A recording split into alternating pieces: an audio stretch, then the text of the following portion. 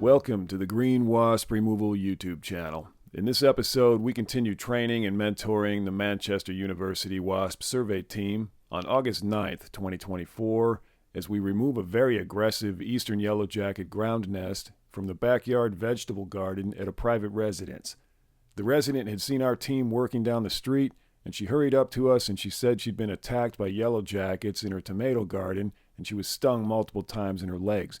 She asked if we could please help her, so of course the team stepped up and we visited the garden and we removed the nest. This nest of Eastern Yellowjackets was very aggressive. As soon as we got anywhere near the nest, they immediately attacked us and stung multiple times. Fortunately, with our double gloves and our bee suits, we were protected, but this nest was dangerous to anybody. These are a beneficial native wasp in this area. They hunt pest insects and help control the local pest insect population. They're good pollinators, but when they are in a dangerous location like this, they have got to be removed. As we tracked this nest down along the side of the retaining wall, we found layer after layer of brood comb. This would have produced thousands of Eastern Yellowjackets, Vespula, maculifrons. This was a very healthy, active nest with a ton of larvae, a ton of pupae, and a very busy queen. As you see here, we captured the queen. She's much bigger than the workers, so she was easy to spot. We got her contained and put into the vacuum device. It's very important to capture the queen on this type of job, otherwise it can just rebuild as soon as we leave. Katie from the Manchester University Wasp Survey Team, super solid field operator as always. She got it done, nobody got stung, and she did it all with a smile.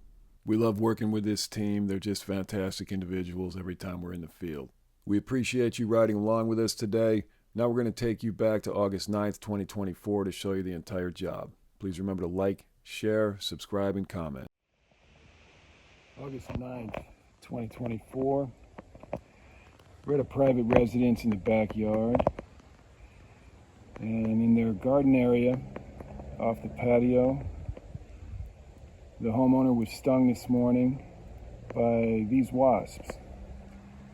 These are native beneficial insects here in North America called Vespula maculifrons, or Eastern Yellowjacket. As you can see, they're hovering around this old brick path wall, probably an old retaining wall for this planter area. And they're going down into this area here at the very edge of the brick. It appears that's where they have their entry hole. So we're just observing them for the time being to try to get an accurate look at where they're entering and exiting the nest. They're going into the corner. Like right here. You see them going down into that space between these two bricks and the outer brick planter area.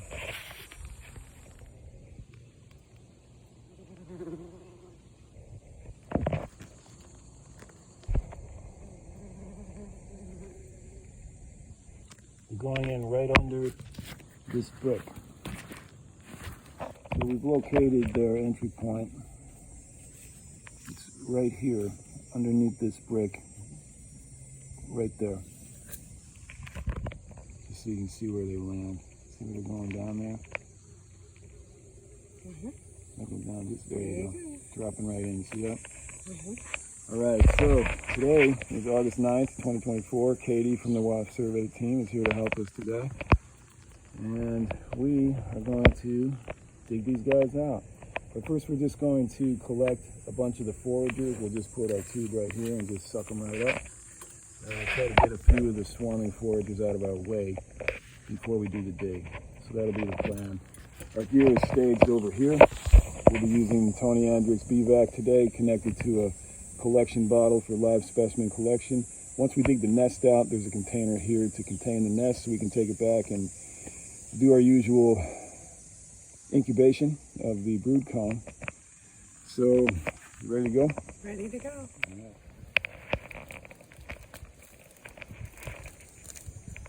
So we're placing the hose near their entry point. So as their traffic pattern brings them in and out of their space right here, Katie's just clearing some of the area so we can see what we're doing, and we can get our collection spout right down next to that hole, but not covering it. We want them to be able to orient and see their hole. And if you need some way to hold that down, we'll do that. We'll just get you something to weigh it down with. But let me know what you work out there. Yeah, they're coming here. Yep, they're ready to come out. All right, here we go. You ready to fire it up? Yep. Okay.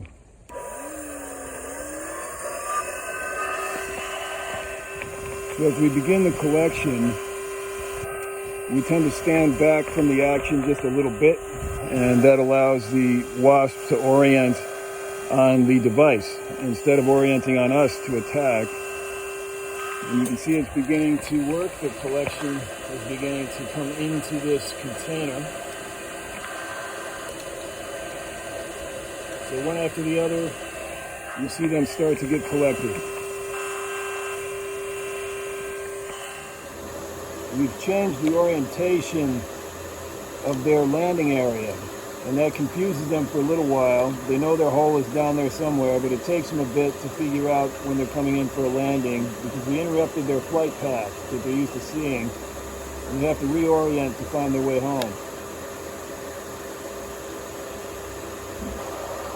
But they eventually get there, and then we collect them. I think these are green.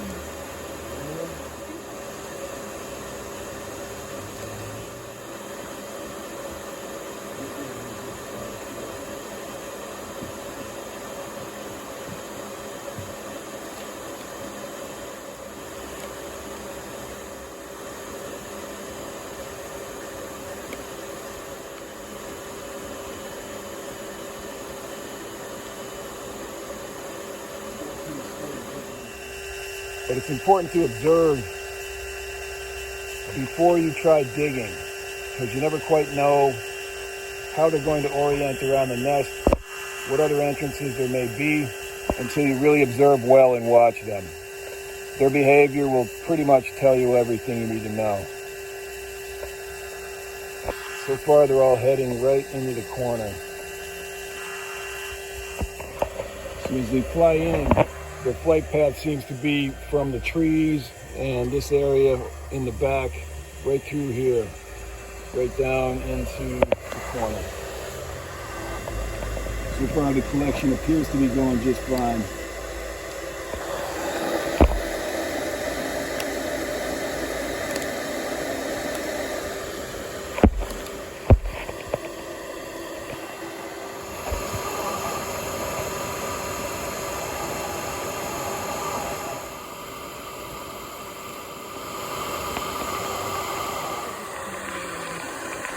All right, great. I think just for efficiency, maybe we can start digging, or at least removing the brick pretty soon. I hesitate to change too much of it visually because we still have a lot of foragers coming in, and we're getting them as they come in. And if we change too much of it, they're just going to hover around and, be confused. So maybe a few more minutes of just collection before we disturb too much of it. You could alter this stone to get better access. It's only sitting here. Okay, if they're just dry stacks, there's nothing keeping them there, then it's possible we could open up from here and let them keep coming in through that flight path. It's not a bad idea. Let's take a look and see what's under here.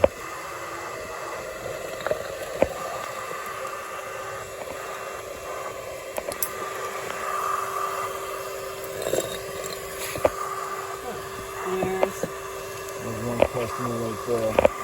That's the hole. Let's knock it out to see if we can help it.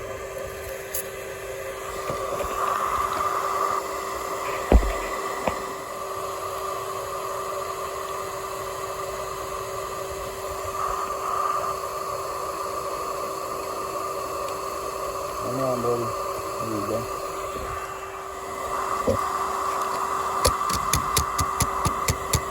We're knocking on the stung to cause a panic attack response. That will often bring them out. Here we go. Let's get right about those, kid. Yeah. Let's move it back just a little. So this is why we wear two sets of gloves. You see how she's hanging on with her mandibles, trying to chew and sting at the same time. With a single set of gloves, Katie's usually pretty good because hers do not fit very tightly.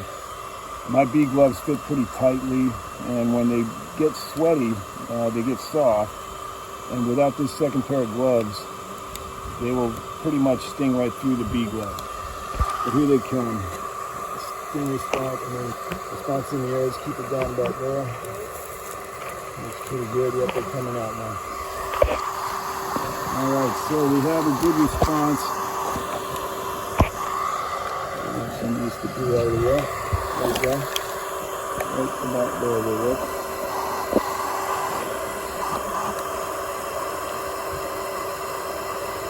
Make sure your veil is away from your face, okay? So they've definitely found the gloves.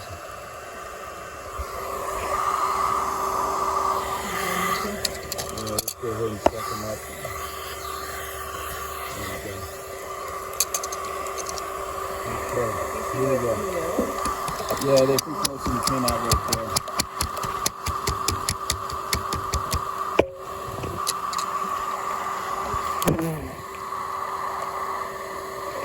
Yep, good more coming. That seems to be the exit point. They're coming out. Crank up the back a little bit. Yeah, they can smell the pheromone on the vacuum. There you go. That'll help a little bit. So before we do any more knocking, we're just going to let that swarm calm down a little bit. So, folks, a couple pairs of gloves, always a good idea. Both hands pretty much covered in Yellowjackets. If I had thin leather gloves on, just the bee gloves, and they were wet, I'd be getting stung quite a bit. These extra work gloves, they protect me pretty well. So as you can see here, the pheromones from this nest come through the device and out this vent. And they are very interested in that because they can smell that pheromone, and it's an attack pheromone. So they're going to go ahead and attack anywhere around here, which is what you see them doing now. I'm going to cover this a little bit so that there's less sun heating up our vacuum, and there's less black color, because they tend to go after black colors the most. Dark colors, because that's the way most predators look to them, is dark colored raccoons, skunks, bears, all sorts of things that attack wasps and eat their larvae are dark colored. So they tend to go after dark colored things quite a bit.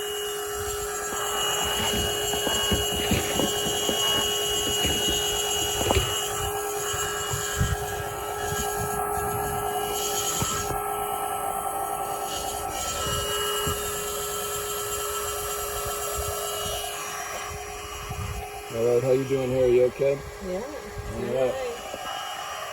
Glad for the suit. As you can see, we are getting a good collection going here. All we have to do is keep it steady, and they will collect themselves over time. One after the other keeps going in.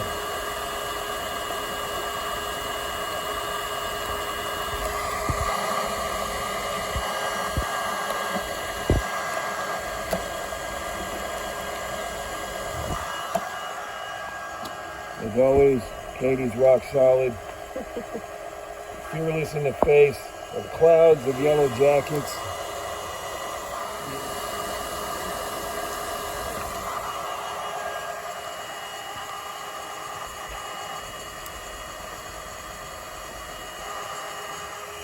How's your suction feel on the tube? It's getting them. Okay. Yeah, it's okay. So Katie has an ergonomic bench, and this is extremely important for the work that we do. Ergonomics is a big deal.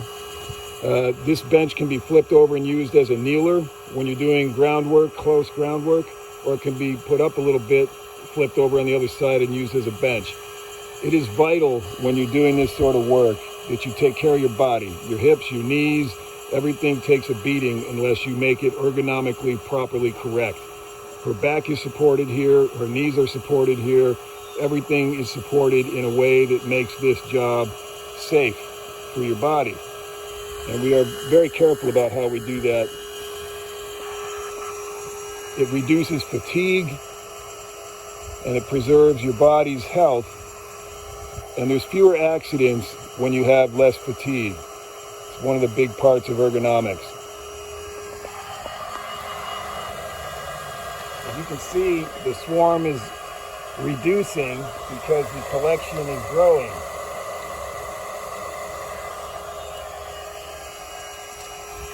And I'm standing back a little bit so that they'll target the device rather than targeting me. And that makes sure they get sucked up into the device rather than wasting time attacking my gloves or attacking me. There's fewer now around the device. Most of them are going back to their nest, and that's what we want, because then we can collect them here.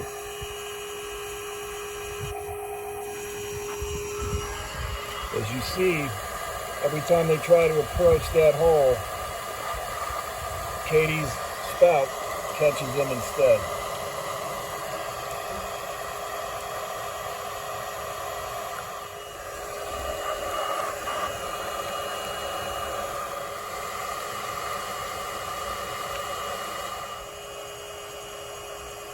It looks pretty good. Let's give them another knock.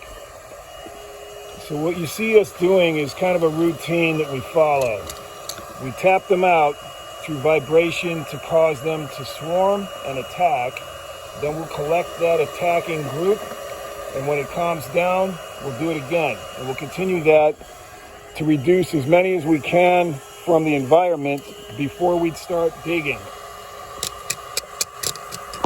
So when we tap, you'll see them come flooding out.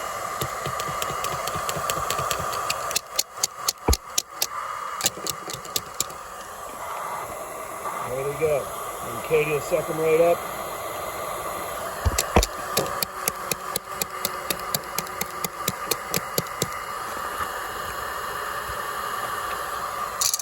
If I stick around, you'll see how they'll target me.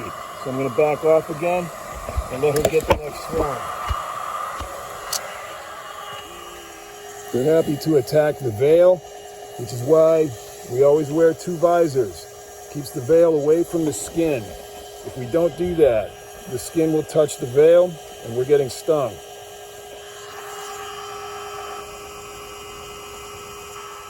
So as you can see, we've scared a few more out and they're hanging around looking for something to attack, such as my gloves.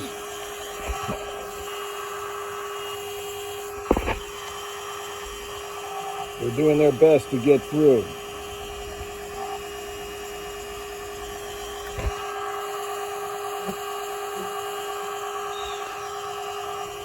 And they are determined, but they can't get through thick layers of gloves.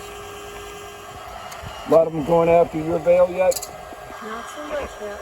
That's good. I'm being quiet. That's the way to do it. When you speak, a lot more of your carbon dioxide comes out of your veil into the air in front of your body. And that actually attracts wasps. They go after carbon dioxide, which is the way they've evolved. Because they know predators that are breathing have a vulnerability around the face where they breathe, so that's where they attack.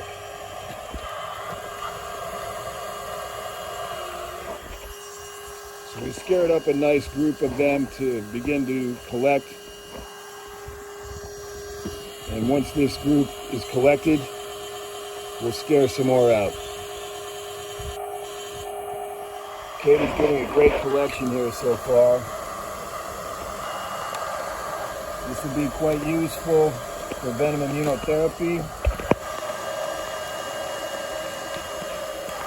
Can't quite see through the glare very well. That's a good group already collected. So we went ahead and covered up the collection bottle so that they don't overheat while they're being collected. It's important we don't let them overheat or their venom becomes not viable for Venom Immunotherapy collection. Let me know if you need a break.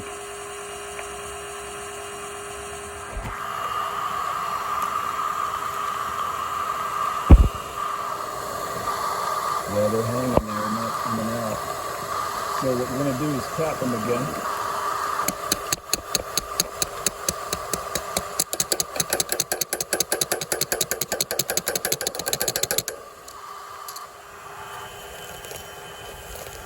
So we may have discovered a secondary hole.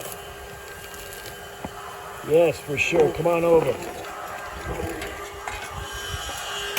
So Katie's sharp eyes discovered another hole here, as you see. Right here. As you can see on my glove, is where a lot of them ended up.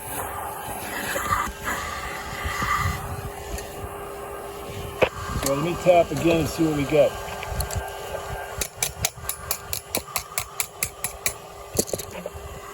Here they are. Coming out. Pull back just a little bit. There we go.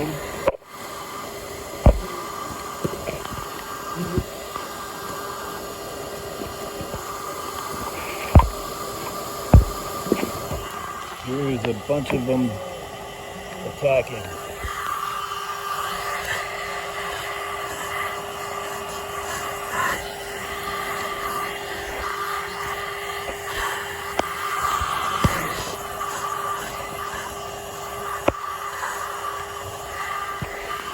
Right, you ready? Let's do another tap.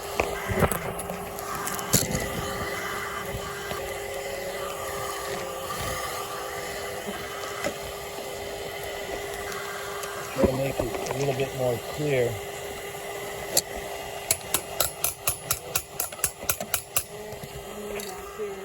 You got more back there? Great. Yeah, they're flooding out of here, that's for sure. Just keep it right there for a minute.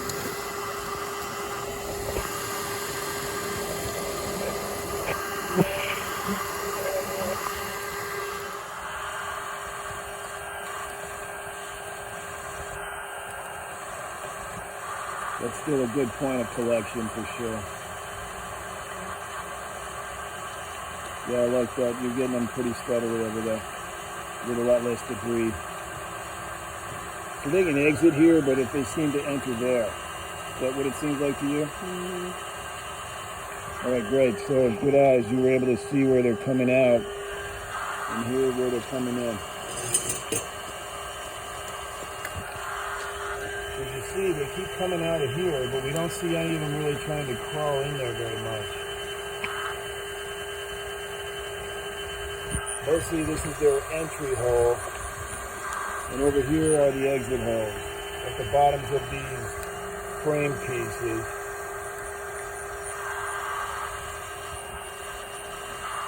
And as you can see, the collection steadily grows.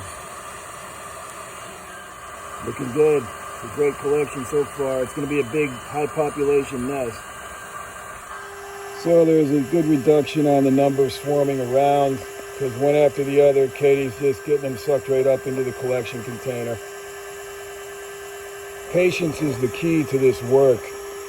If you're just patient enough to place your collection bottle where the most of them are coming down to try to enter the nest, you will absolutely collect them all. It's just a matter of time.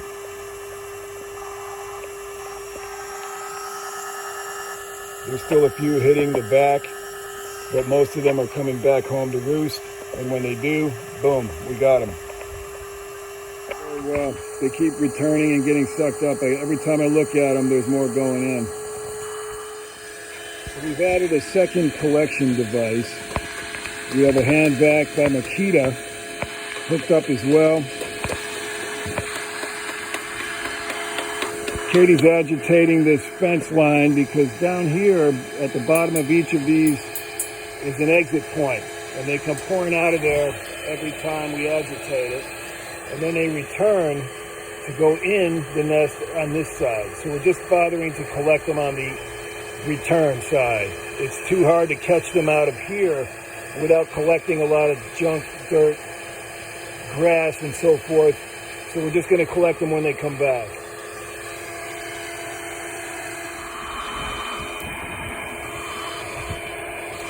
Good job, Katie. Looking good so far. So what we're going to do now is dig a little bit and explore this area with the trowel and try to find where this tunnel is leading. Here we see what becomes of the Yellowjackets who attempt to sting us. They lay dying after they try to sting the glove and disembowel themselves, and then the ants come and eat them up. Let that be a warning to all you stinging Yellowjackets. So we believe the nest is somewhere in this area, from about where the inside brick is, where Katie's at, over to about this post. So we're going to begin working with this area.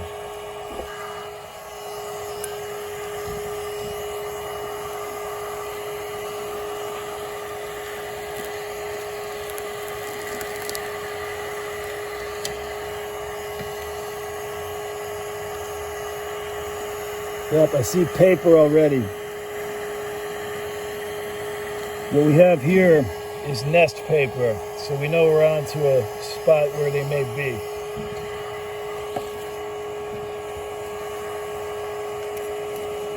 Large cavity right here is what it feels like. Here's more nest paper. So what we see is the beginning of paper, and we're going to track that back. This whole area is very loose and cavernous. Here's more nest paper. You see, this is what we're looking for.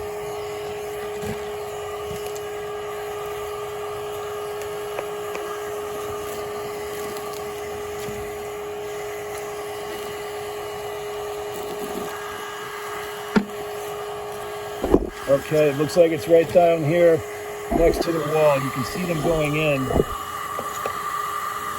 Right in here, you can see them entering a hole right here where I'm pointing. So that's where they're going to be, right along this wall, possibly even underneath the cement on the other side. Let's go take a look.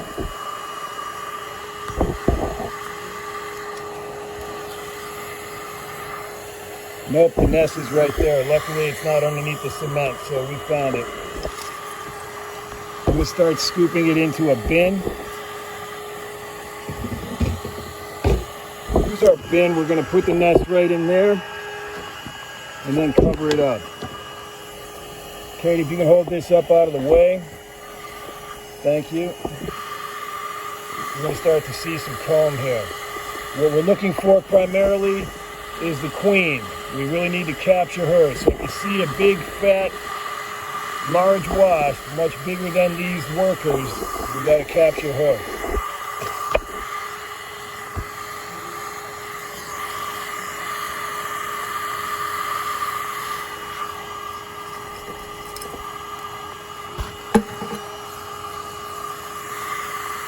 All right, here's another comb.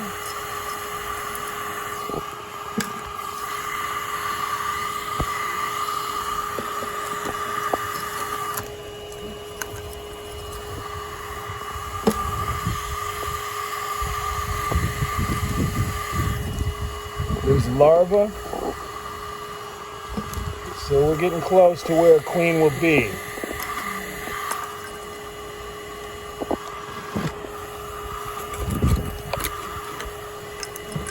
Lots of larvae, so we're getting closer to comb.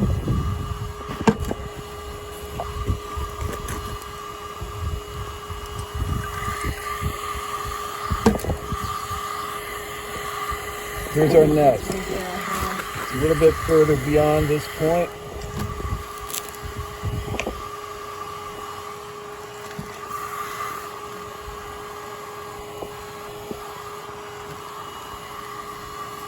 There you go.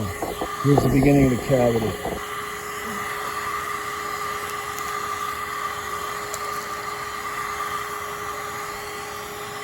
Okay, you see all that tan? That's our nest. The bulk of it anyway. So let's come around here a little bit.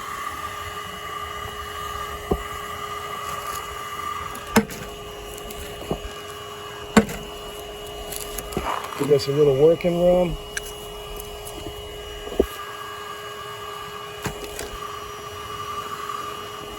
Sift out looking for our queen.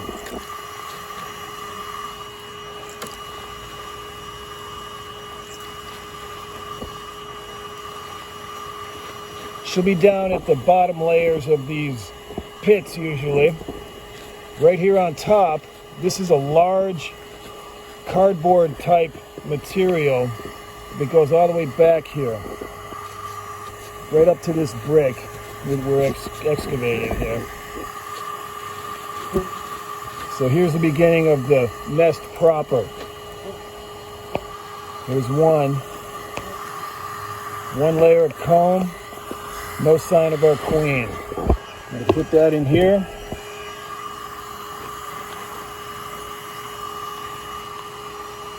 Another piece of comb.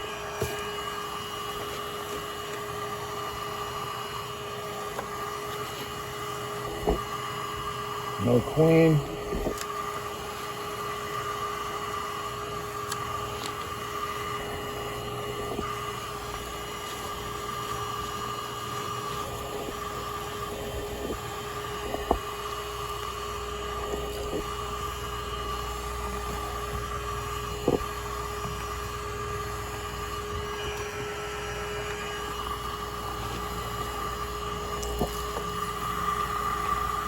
Alright, I can feel the next layer of comb here. You see that? That's the size of it right here. Now just lifting it out. Looking for our queen. You ready? We're just going to take it layer by layer. The queen's probably at the lowest layer where there's the newest cells. And so the queen will be down there laying eggs. These layers are already laid. You see a lot of larvae in there, a lot of pupa in there. So most of those are not needing to be dealt with by the queen. She's already done her job on these layers, so she's going to be deeper in the nest.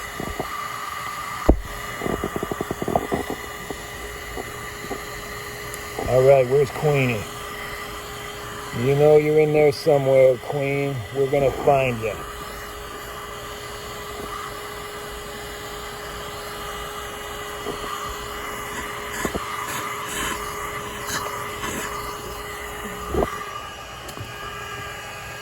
Alright, she'll be hiding out, trying to dig deep and escape. But these are good layers. Yeah, they love gloves. That's why I wear double layers. Now our queen's going to be right in here somewhere, so keep your eyes out, folks. Here's where things get interesting.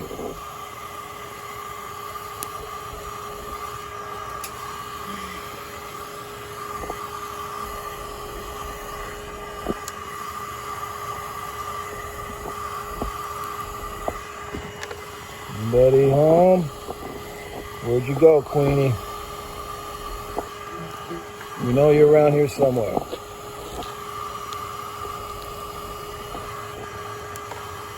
There she is. See that? That's our queen. I'm going to pick her up. That's the queen. And you can see how big she is compared to the other workers around her. That's a good-sized wasp. Pretty hard. There she is. She just came down. Alright, so there's our queen. She was hiding, but we found her. So, as I was saying, we have a queen, and she's much, much bigger than the other wasps. If you compare her to this worker, for example, it's very, very obvious that she is a different size. Alright, queen. There she goes. Is she in?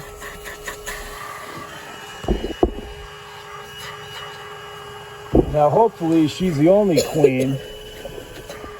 It's the time of year where they're going to start making reproductives, which are queens for next year, and males to mate with those queens for next year. So why don't you stay by the entry point and continue with more collection. How's your suction feel? You good? Okay. All right, looks good. Can you move that brick at all? Just curious.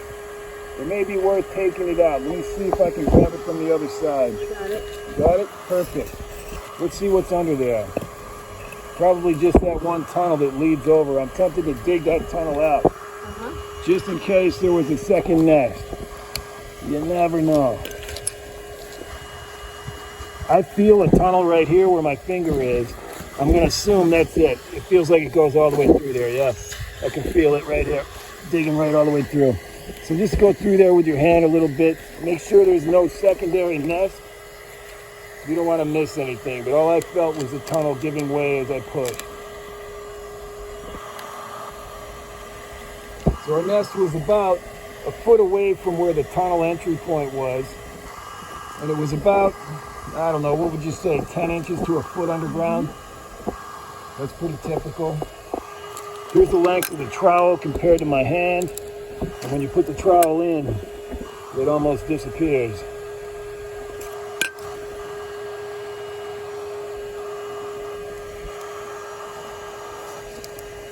Good job. Got the queen, got the nest, got most of the workers. So let's keep that collection going to catch the last of these foragers that are returning as homeless wasps. You just let that run. Whatever's ergonomically comfortable for you, you can just leave it. Okay, so at the end of this job, Katie has now taken this essential oil and soap and water mix, which is non-toxic, and she has sprayed down into where the nest was, and also all the way down to where the tunnel was and where the entry point was. And this will deter the wasps from rebuilding here. We also captured the queen, and we have the entire brood comb nest out, so it's unlikely they would rebuild here. I just want to show this pipe. We'll let the owners know that this pipe is starting to degrade. We found several pieces of it sloughed off into the dirt. So eventually that one, if it's non-functional, that's one thing. But if it's supposed to be functional, probably could use a replacement. All right, good job, Katie. Well done today. All right. All right, so today, Katie pulled out a very good, active Vespula maculifrons nest. Thousands of workers about to be born in this nest. As you can see, lots of pupa, lots of eggs, lots of larvae. It's a multiple layered nest and many, many workers collected. So great job, as always. Okay, at the end of this removal, we have replaced all of the stones. We've treated some of the stone area with the oil mixture, soap and water, to deter them. We made sure not to hit any of the plants that are going to be edibles. We just did down below as far as treatments go. So that should take care of it for today.